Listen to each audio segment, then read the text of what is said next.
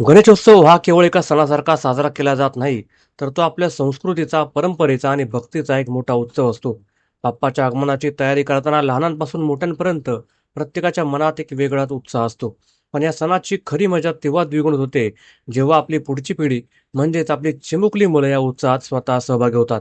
आजच्या डिजिटल युगात तिथे लहान मुलांचा बहुतांश वेळ मोबाईल आणि टीव्हीच्या स्क्रीनसमोर जातो.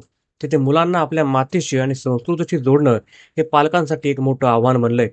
याच पार्श्वभूमीवर श्री स्वामी समर्थ बालसंस्कार वर्गाने राबवलेल्या शाडूच्या मातीची गणपती मूर्ती बनवण्याची कार्यशाळा हा उपक्रम अत्यंत कौतुकास्पद आणि कौतुकास पात्र असाच आहे.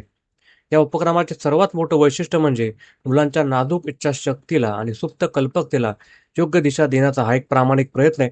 स्वतःच्या हाताने शाडूच्या मातीला आकार देऊन बाप्पाची मूर्ती घडवणं यातून मुलांमध्ये एकाग्रता, धैर्य आणि धार्मिक संस्कार रुजवण्यास मदत होते.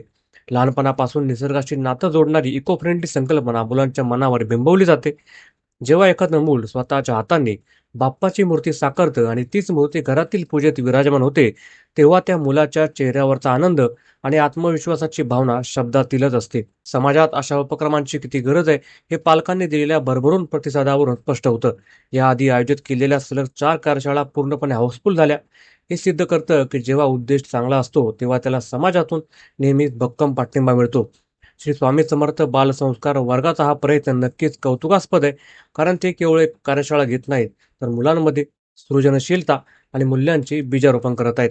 जर तुम्ही तुमच्या घरातील चिमुकल्या कलाकारांना या सुंदर, संस्कारक्षम आणि कल्पक अनुभवाचा भाग बनवू इच्छित असाल, तर त्यांच्यासाठी एक सुवर्ण संधी आहे. पुढची कार्यशाळा 6 सप्टेंबर 2026 रोजी होणार आहे. संध्याकाळी 4 ते 6 या वेळेत आणि वयोगट असणार आहे 4 ते 12 वर्ष. आपल्या मुलांच्या कलागुणांना वाव देण्यासाठी आणि त्यांना या पवित्र उपक्रमात सहभागी करण्यासाठी आजच त्यांचं नाव नोंदवा. चला, या गणेशोत्सवात आपल्या मुलांच्या नाजूक हातांनी बाप्पाचे स्वागत करूया.